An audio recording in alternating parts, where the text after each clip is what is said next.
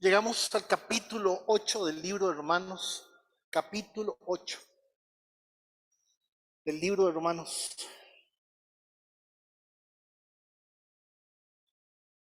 Y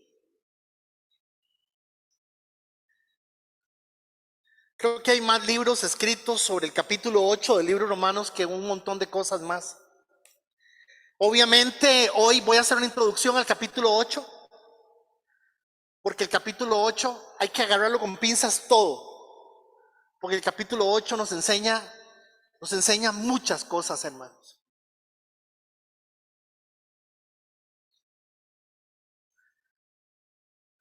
El capítulo 8, para el capítulo 8 hay un requisito: ser salvo.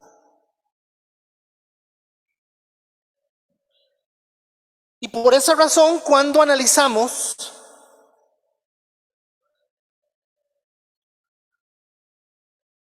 el capítulo 7, la semana pasada, el capítulo 7, la parte final del capítulo 7,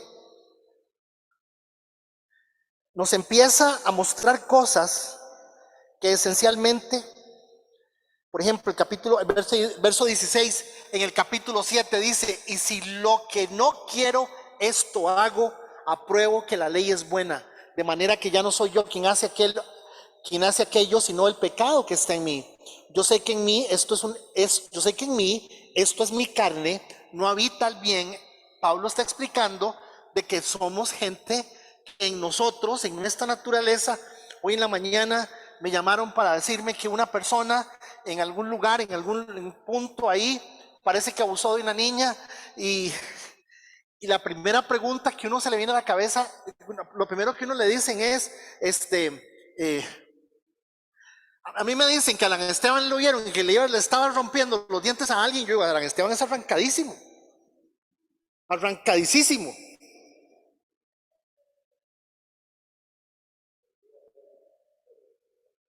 Pero me dicen que Alan Esteban le estaba dando un beso a un hombre en una esquina y no era Alan Esteban. No era él. O sea, hermanos, uno conoce a la gente y uno sabe las cosas que uno puede vivir. Lo que pasa es que no se puede poner las manos en el fuego por nadie. Eso es una realidad. La palabra de Dios dice que en nuestra carne, yo sé que en mi carne, esto en mi carne no habita el bien, porque el querer el bien está en mí, pero no hacerlo. Claro, aquí vamos fluidos. No hago el bien que quiero, sino el mal que no quiero, eso hago. Está explicando qué le pasa. Aquí él simplemente está explicando qué me pasa. No hago lo que quiero hacer, si hago malo. Hago lo que está mal porque mi carne es... Y si hago lo que no quiero, ya no hago yo, sino el pecado que está en mí. Así que queriendo yo hacer el bien, hallo esta ley, que el mal está en mí. Va cerrando muy claramente. Y vean que va fluido. No hay ningún cambio, no está hablando de él. Está diciendo que él quiere hacer lo bueno y que no lo puede hacer porque el pecado está en él. Pues según el hombre interior me deleito en la ley de Dios, pero veo otra ley en mis miembros que se revela contra la ley de mi mente y que me lleva cautivo a la ley del pecado y que está en mis miembros. Y aquí empieza la bronca. Dice Pablo: miserable de mí, ¿quién me librará de este cuerpo de muerte? Perdónenme, hermanos, cuando Pablo dice miserable de mí, y yo que soy el pastor, que yo veo, que yo también tengo ojos, y yo veo una muchacha, ¿usted cree que yo vi la muchacha y dije, suéltala, Satanás, reprendo al diablo? No nos engañemos. Dice la Biblia que el pecado en nosotros tiene que provocar alguna reacción en contra del pecado. Y cuando yo leo que Pablo dice miserable de mí,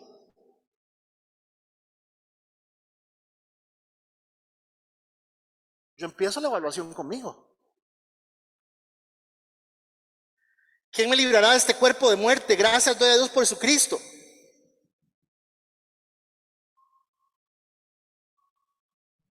Vea,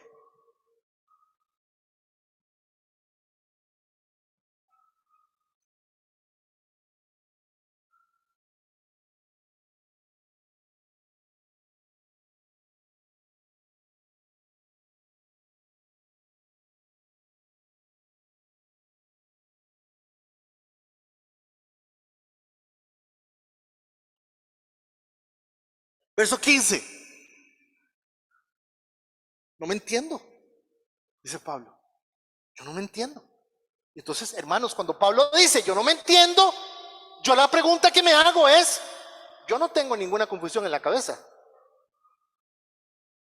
Yo no estoy peleando con el pecado. Yo no estoy diciendo aquí, yo no estoy pensando en que tal vez la forma en que hablo, lo que dije, lo que está mal. Pablo dice que sí. Yo no me entiendo a mí mismo. Oigan, porque quiero hacer lo que es correcto, pero no lo hago. En cambio, oigan, hago lo que odio. Y cuando Pablo dice, hago lo que odio, adivinen qué pienso yo.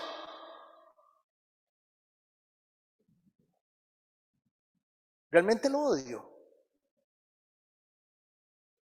O sea, el asunto es grave, hermanos, porque el asunto pone en evidencia, vimos 8 evidencias la semana pasada sobre si soy salvo. Porque el problema que todos tenemos, el problema nuestro, el problema de Adita, el problema de Mari, el problema de Melissa, el problema de Carlos es que nosotros pensamos que somos buenos, que nosotros creemos que somos buenos. Y la palabra está diciendo que nosotros nunca podemos apoyarnos en nosotros.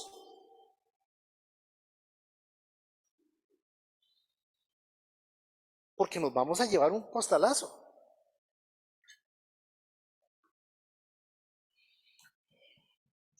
Entonces, acuérdense que estoy leyendo Romanos 8, pero que ese 8 no existe. ¿Me estoy dando a entender? Cuando Pablo escribió la carta a los romanos, no iba poniendo 21, 22, 8, capítulo 8, no. Los números, los capítulos se pusieron en el siglo primero y los números se pusieron en el año 1600. Quiere decir que Pablo escribió esto así. Se lo leo.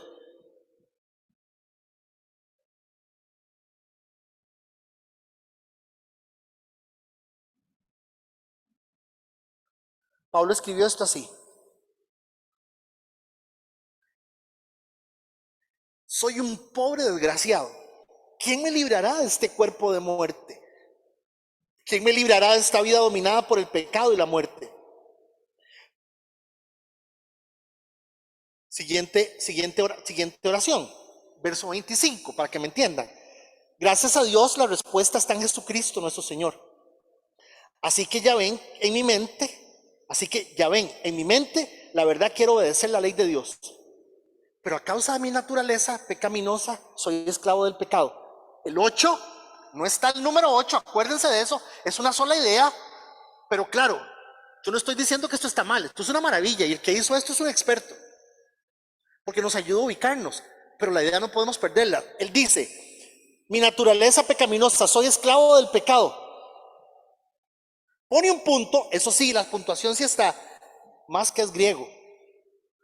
Por lo tanto, ya no hay condenación para los que pertenecen a Cristo Jesús. Y esa es la siguiente oración. Entonces noten que la tienen ahí en pantalla. Ahora pues, recuerden que les vengo diciendo, Pablo odia el pecado. Le vengo diciendo, Pablo lo incomoda el pecado. Le vengo diciendo, Pablo no quiere hacer lo que hace. Le vengo diciendo, Pablo está diciendo, yo me doy cuenta que yo soy como dos personas.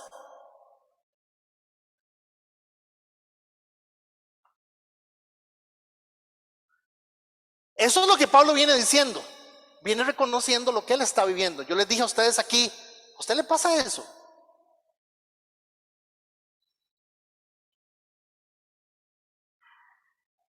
Porque algunos, me incluyo, somos bien carebarros.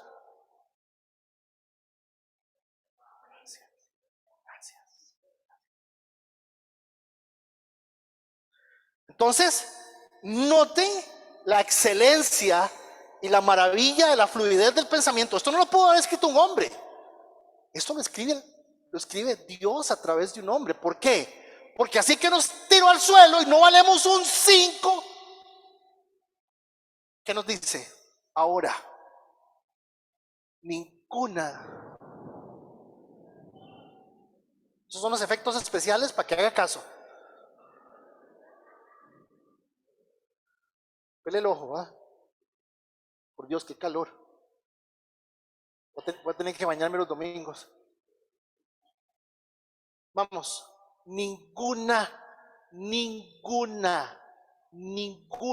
condenación hay para los que están en Cristo Jesús. Pero vean el nivel.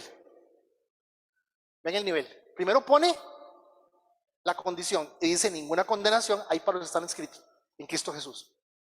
Dice: los que no andan conforme a la carne, sino lógicamente andan conforme al Espíritu. Y entonces aquí viene todo el mundo, y claro, fíjense que este es el versículo que han utilizado millones de grupos y agrupaciones para decirles que la gente que habla en lenguas es la gente que está en el Espíritu. Pero ¿cómo yo llevo a la gente oyendo hablar en lenguas años de años y son súper chismosos?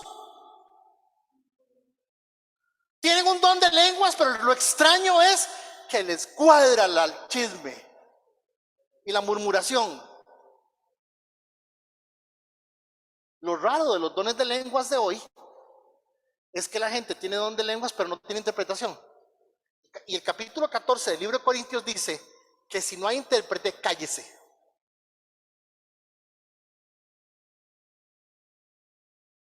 Claro, si yo me paro aquí adelante y estoy orando por ustedes, y es en mi momento de oración, cuando yo abro la boca, ustedes me llegan a mí a decir: y vaya salva. Usted está creyendo que cuando yo hablo así, hay más presencia de Dios en mí para decir lo que estoy diciendo. Pero la palabra dice que eso está totalmente desautorizado. Ups.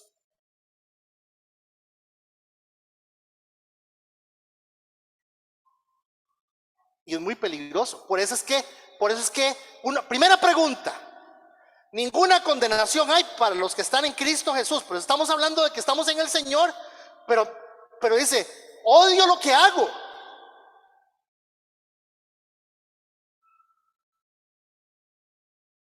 Primera pregunta: ¿por qué? ¿Cómo es posible que no haya ninguna condenación para un pecador? ¿Cómo es posible? ¿Cómo es posible? Yo no puedo garantizar que ninguno de ustedes en el momento en que peque se va a arrepentir. No lo puedo garantizar. Número uno. Número dos, yo no puedo garantizar que usted se acuerde de todos sus pecados. Nadie lo puede garantizar, solo Dios. Número tres, usted peca por hacer y peca más por no hacer. Necesito un trueno, alguna cosa.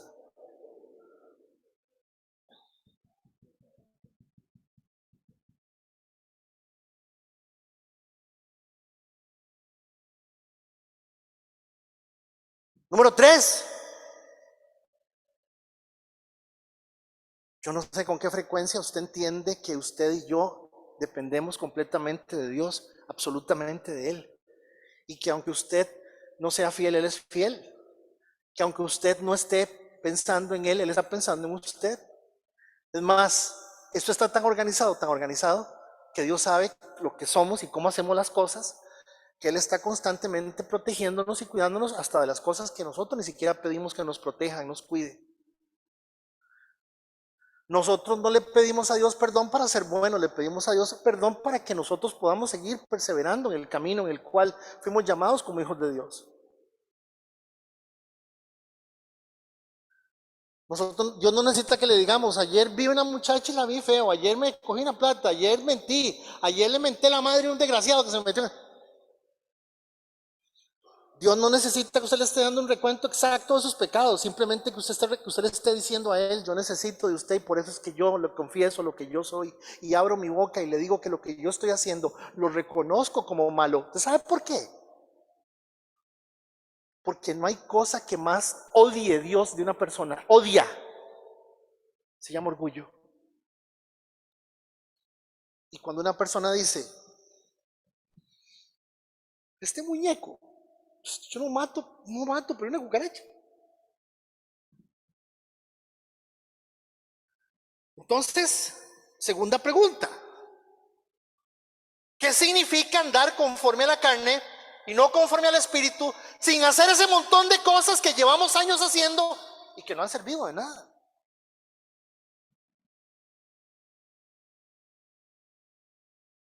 La respuesta está en el versículo 2. La respuesta es, pues, por la fuerza de la voluntad que cada uno, usted tiene que tener fuerza de voluntad. La fuerza de voluntad en usted.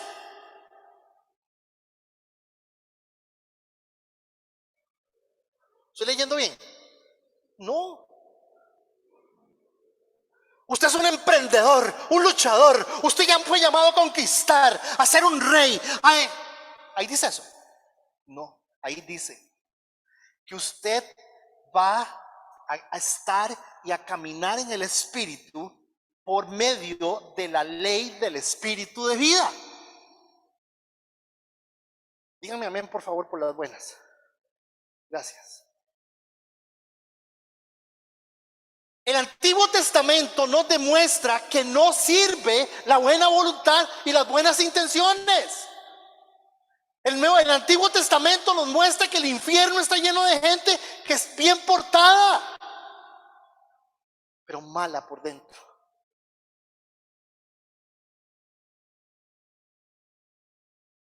Un día de estos oí una historia donde le dijo, no le ponga aguacate, no le ponga periódico a ese aguacate para que no se le madure rápido. ¿De qué maldad? Eso es un acto de maldad. ¿Y los aguacates de ella con el poco de periódico?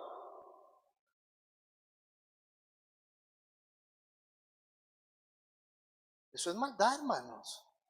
Y eso es ser feo por dentro. Cuando llegó el otro a ver el aguacate tieso, y los otros aguacates todos maduritos.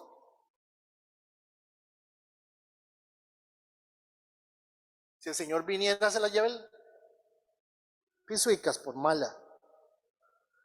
Porque la maldad se refleja en nosotros en cosas muy sencillas. Muy sencillas. Ahora, yo necesito que esto lo agarremos con pinzas.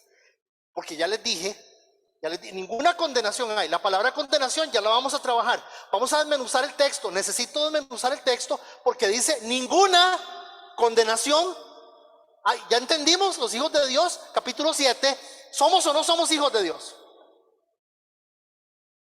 Yo no estoy hablando aquí de que usted sea un buen evangélico, que usted no diga malas palabras. Yo no estoy hablando aquí de que usted sea una persona A, B o C. Estoy hablando de usted que sea una persona procesada por Dios y que usted no dependa de su alma y su corazón. Cuando yo le digo a usted si usted es salvo o no, estoy entendiendo que usted necesita o la vida de Dios o la autoestima, pero necesita algo, o un psiquiatra. Cuando yo estoy hablando de salvación, yo no estoy hablando de meterlo a usted en una iglesia evangélica para que cante bonito, no. Estoy hablando que usted tiene una identidad en Dios que lo hace ser usted cabeza de manada, líder.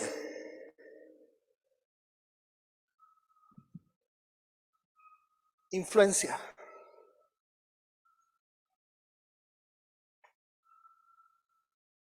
Yo no estoy hablándole aquí para que sean bien lindos y bien pochotones y aprendan a decir Dios le bendiga.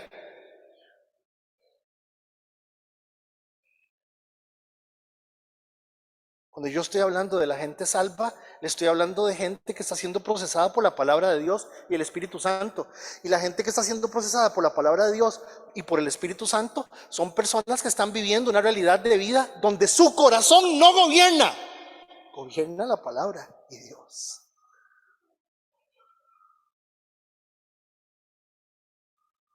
Cuando yo hablo de salvación, yo no estoy hablando de ir al infierno. Al infierno no vamos a ir.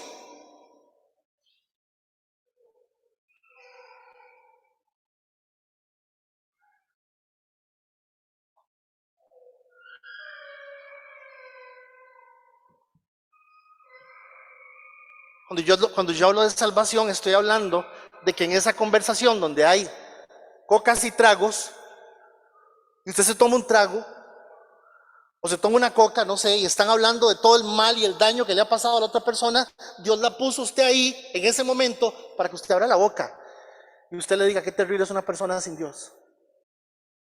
No tienen de qué agarrarse.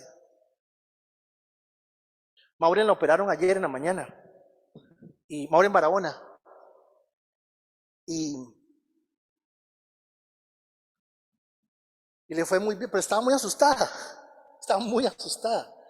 Y la laparoscopía es un procedimiento que ya no es una rajada. Antes para operar la vesícula, doctor, le rajaban casi de medio lado a todo el mundo, ¿verdad? Ya no, ahora le hacen como 4 puntitos y le sacan, y le hacen o le desarman o lo que fuera para sacarle la vesícula, si es que se la sacaron. Pero inflan el estómago. Y entonces la molestia, las infladas y los gases y el montón de cosas y todo, y la parte de eso, que es un procedimiento. Cuando salió de la operación hablé con ella y dice, ya salí, gracias a Dios pasé el susto. Le digo, te felicito. Y me dice, sí, esto es muy duro. Luego, no te felicito porque hayas pasado la operación. Te felicito por reconocer al Señor en este proceso y en esta forma y de esta manera. Por ser capaz de poder decir, yo estoy en manos de Dios, y los doctores lo oyeron y todo el mundo lo oyó.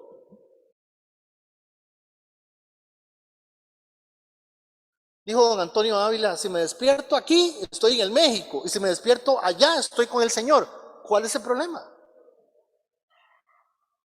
Entonces, para no atrasarlos más, voy derecho a la ley del Espíritu de vida. ¿Por qué la ley del Espíritu de vida?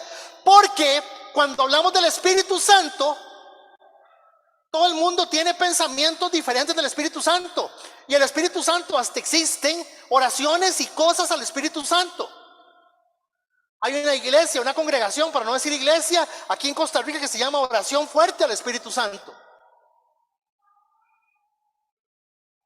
Y yo no estoy tratando de que usted no sea devota ni devoto del Espíritu. Yo no estoy tratando de esto. Pero la Biblia dice que es lo que hace el Espíritu Santo. Y si usted no empieza primero por ahí, su devoción no sirve de nada. ¿Sí me estoy comunicando? Usted no es más sujeto de la ley del pecado que la hacía usted ser y hacer lo que Dios no quiere que usted haga. Estamos claros. Pero usted está bajo otra ley. Y la ley que establece el Espíritu Santo. Vea, vea, vea. Para hacerle la historia larga corta, se las hago así. Vea. Toda esta parte de la Biblia, toda esta parte de la Biblia habla de Cristo y que Él va a venir, y que Él va a estar aquí, que Él es el Mesías y que nos viene a salvar y libertar. Todo esto está enfocado en Jesús. ¿Cuál es la primera referencia que hay a Cristo? Cuando Dios le dice a la mujer, de ti saldrá la simiente de todos los hombres. Cristo, la semilla, aquí está, todo esto aquí. Ustedes pueden imaginarse cuando los discípulos ya están aquí, vienen al Señor a la par y empiezan a entender que este que hablaba aquí es este que está aquí. Y él en el capítulo 16 de Juan, Jesús dice lo siguiente: chiquillos, organicemos esto. Lo más importante aquí es que yo me vaya. ¿Qué? ¿Qué? Si todos los 2800 años hablan de que venías y que sos, te tenemos a vos, ¿qué otra cosa queremos?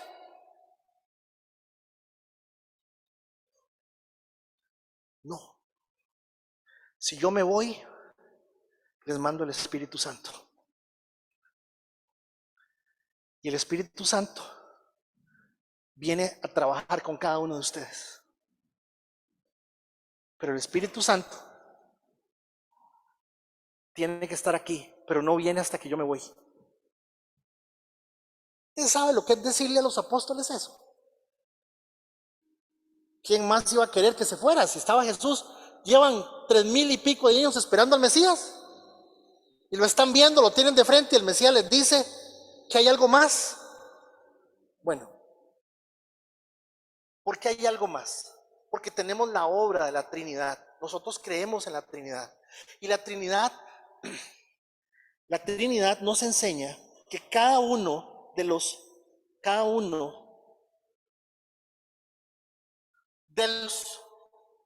miembros de la Trinidad tiene una función. Claramente lo vemos aquí en 2 Corintios 13:14. Dice que la gracia del Señor, de Él procede la gracia, Jesucristo.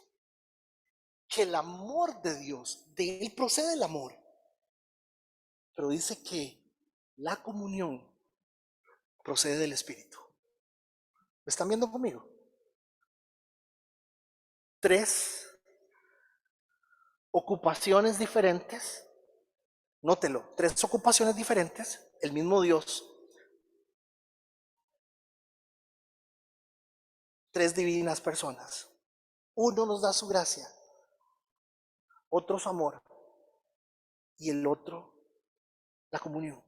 Entonces, claro, cuando estamos entendiendo el principio de comunión, cuando estamos entendiendo el principio de comunión, tenemos que entender que el principio de comunión es la ley del Espíritu, es la base sobre lo cual se quiere trabajar esta mañana. ¿Qué dice el principio de comunión? Que la comunión viene del Espíritu. Que el Espíritu nos ayuda a que la comunión se establezca entre el Padre y el Hijo y nosotros, porque no había comunión, y la comunión se establezca entre nosotros. Nosotros podemos estar aquí únicamente por la comunión del Espíritu Santo.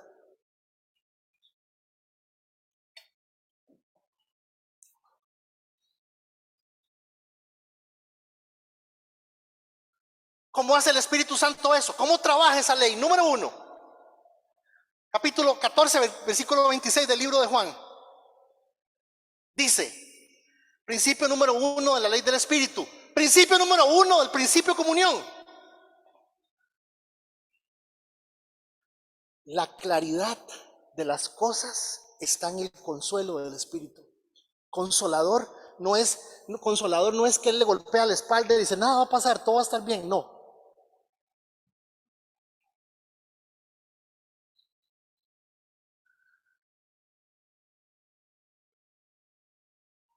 Ahora en este proceso que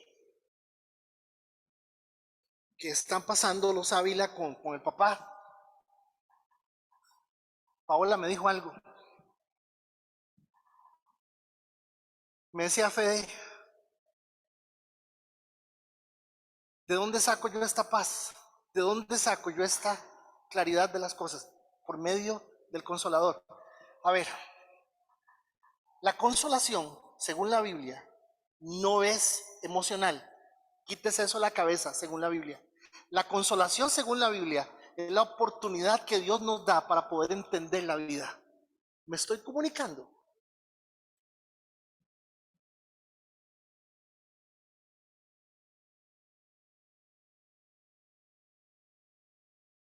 ¿Por qué Dios se llevó a mi chiquito? ¿Por qué Dios se llevó a mi hijo? ¿Por qué Dios me mató al marido? ¿Por qué Dios aquí? ¿Por qué me asaltaron? ¿Por qué pasé por esto?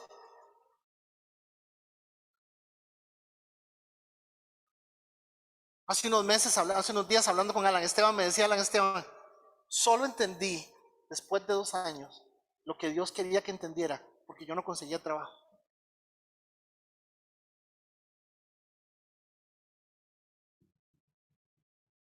¿Se imagina el nivel de desesperación que una persona puede llegar? Cuando la Biblia habla de consolación, está diciéndole, Dios te va a permitir, te va a dar la oportunidad de que entendas tu vida. Y vas a ser así. Ah,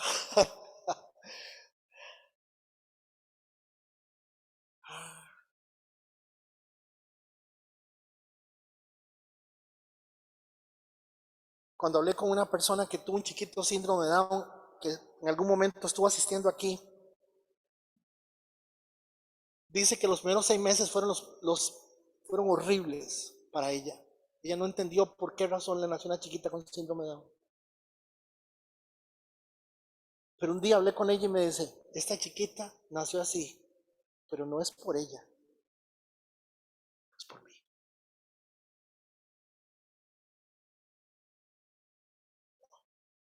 Eso es consolación. Solamente el Espíritu Santo puede hacer eso. Nadie más. Entonces noten la ley. El Espíritu Santo, a quien el Padre enviará en mi nombre, ¿cómo consuela? ¿Cómo consuela? enseñando todas las cosas y recordando lo que les dije. ¿Lo ven? ¿Cómo consuela el Espíritu Santo? Enseñándonos las cosas y recordando lo que les dije. ¿De qué está hablando? De la palabra.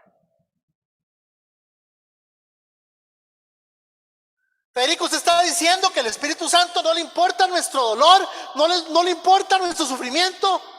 Sí le importa, pero le interesa que estés listo para enfrentarte con lo que Él va a formar en vos y va a formar en mí. Porque el fin, vuélvame a ver, el fin último no es tu vida, es la gloria de Dios. Y no todo el mundo entiende esto.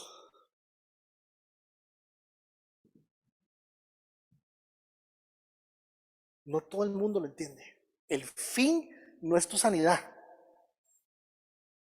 ni que te paguen la factura, ni que tengas más plata. El fin es que Dios sea glorificado. Segunda parte de la ley, Romanos 8:16. Dice la palabra que es el Espíritu Santo quien confirma en nuestros corazones que somos hijos de Dios.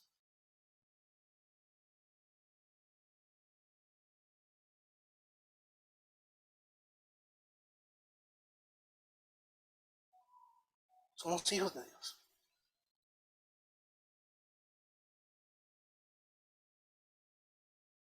Estamos hablando de la ley del Espíritu. Vean qué belleza. ¿Por qué? Porque lo primero que hizo Dios cuando tuvo aquí a don Adán Acuña, agarró a Adán Acuña y le dijo: papito, venga acá. Usted se llama Adán Acuña. Usted no se parece a los Acuña. Usted es mi imagen y semejanza. No se le olvide. No quite los ojos de mí para que usted no se pierda en otra identidad. Cuando usted quita los ojos de mí, usted empieza a buscar su identidad en otro lado, en otra persona. Entonces usted no sabe si es.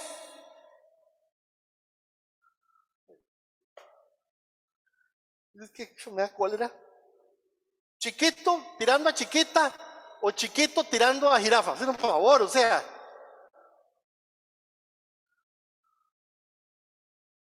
Tu identidad sexual se define a partir de lo que sintas. No seas tan baboso, por Dios. Véalo. Porque no tienen Espíritu Santo. Como no tienen Espíritu Santo, ¿qué pasa? Que no saben que son hijos de Dios. Entonces andan confundidos, ¿es cierto? 3. Hechos 1:8. Todo hijo de Dios habla de su papá. Todo hijo de Dios habla de su papá.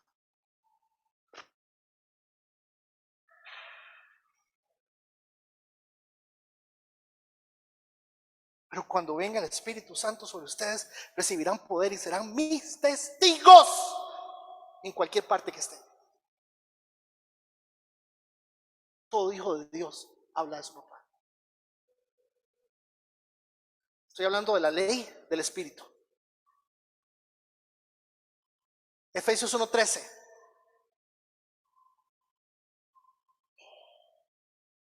¿Qué es lo que hace el Espíritu Santo? ¿Para qué está el Espíritu Santo en nosotros? En él también ustedes, cuando oyeron ¿qué? Esto.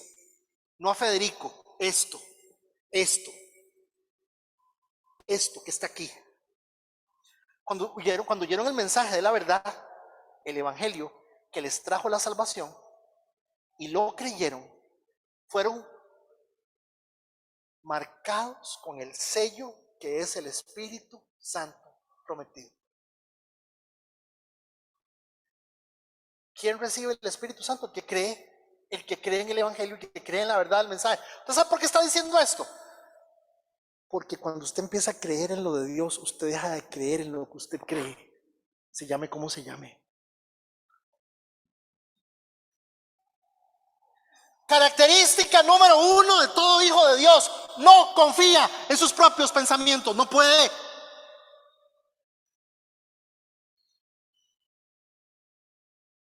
Porque hay algo superior, aquí está.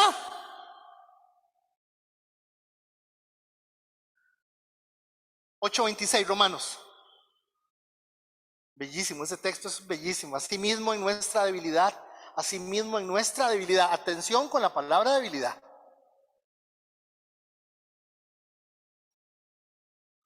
La debilidad de debilidad. Si me pone a mí una botella de guaro aquí, o de Johnny Walker, o de Chivas Regal, o yo no sé de qué whisky más caro, o el más rico, chiliguaro, o guaro con limón, o guaro con michelado, lo que usted quiera, y a mí eso no me hace la boca agua. Aquí no hay una debilidad.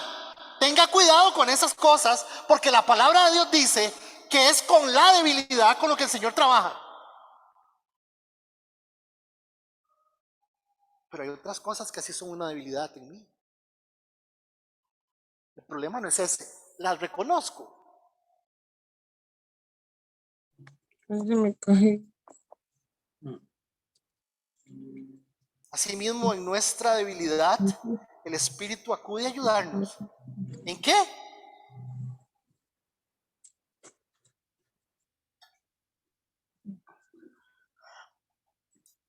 Cuando entré a trabajar al finado y difunto Banco Anglo,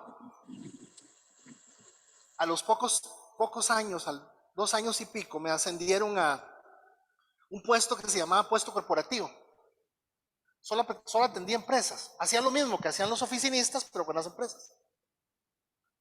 Entonces yo fui el segundo empleado en el banco en tener computadora, tenía 3 teléfonos, tenía impresora, y entonces todo el mundo se moría de risa a ver que yo quién sabe qué negocio tenía con el gerente o esas cosas, pero simplemente había sido Dios. Y adivinen qué, todavía no estaba la ley de corrupción. Entonces en Navidad yo me alistaba, literalmente me traía bolsas grandes porque llegaban regalos. Y adivinen qué llegaba, guaro,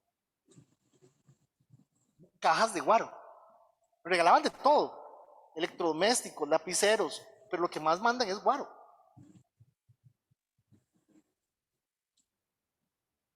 Yo jamás le regalé ninguna botella de guaro a mis compañeros, Dios libre. Hay compañeros que me dicen, uy, qué dichoso. Me estoy dando a entender. Yo le daba las botellas de guaro a mi papá. ¿Por qué? Porque mi papá se murió y parte de las botellas que yo le di, ahí las tenía. Mi papá se tomaba un trago de alguna cosa una vez por semana. Mi papá le regaló a mis tíos las botellas de guaro y ya está. No estoy diciendo que eso fue lo correcto, ni estoy diciendo que eso tienen que hacer ustedes, ni tampoco les estoy diciendo que por otras cosas que yo sí hice, contaría otra cosa. Pero lo que es debilidad, es debilidad. El problema no es que es o no es debilidad. ¿Usted reconoce que tiene alguna debilidad?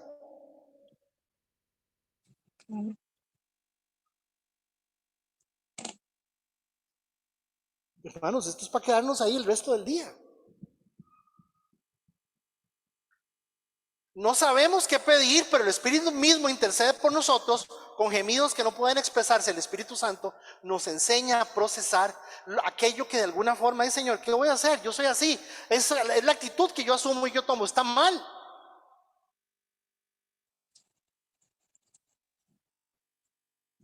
Algunos y algunas de nosotros pensamos que vamos a vivir 1000 años y que este cuerpazo que tenemos, ojo con las miradas, con este cuerpazo que tenemos, lo vamos a tener toda la vida. Y cuando yo he centrado mi vida, adivinen qué, lo que sigue después de esto se llama depresión, fijo.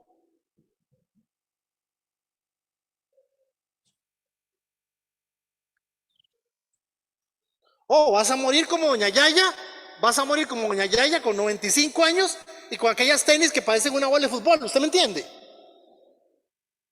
Y con botox y con todo lo que se te ocurra tener para seguir viendo lo que en aquel tiempo viste, que creías que era lo que tenías tuyo. Tengo uno más, entender que ninguna condenación hay en Cristo, no por nosotros, sino por la ley del Espíritu de la vida. ¿Me están siguiendo?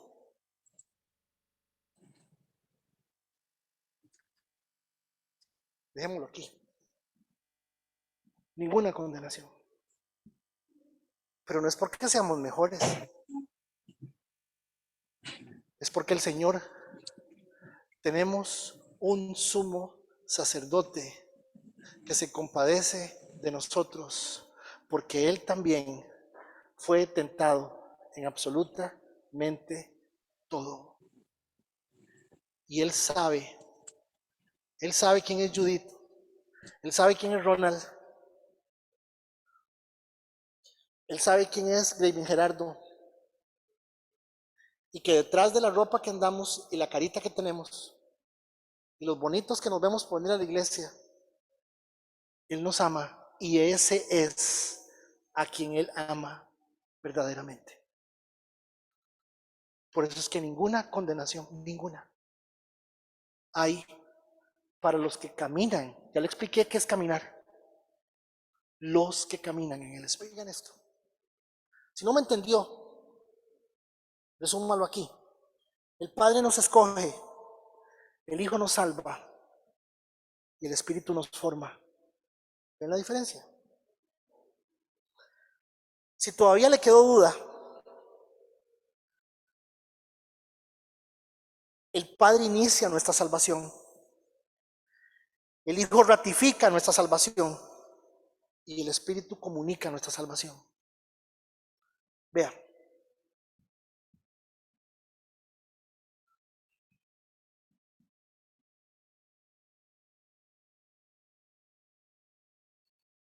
Si todavía quedó pensando de cómo funciona la cosa, el Padre nos escoge para la vida. El Hijo provee el sacrificio. Y el Espíritu nos da la vida. Así es como funciona esto. Estamos en manos del Espíritu Santo de Dios. Y el Espíritu Santo de Dios solo trabaja con esto. Lo demás es circo, maroma y teatro. Gracias por su atención. Dios me los bendiga. Buenas tardes.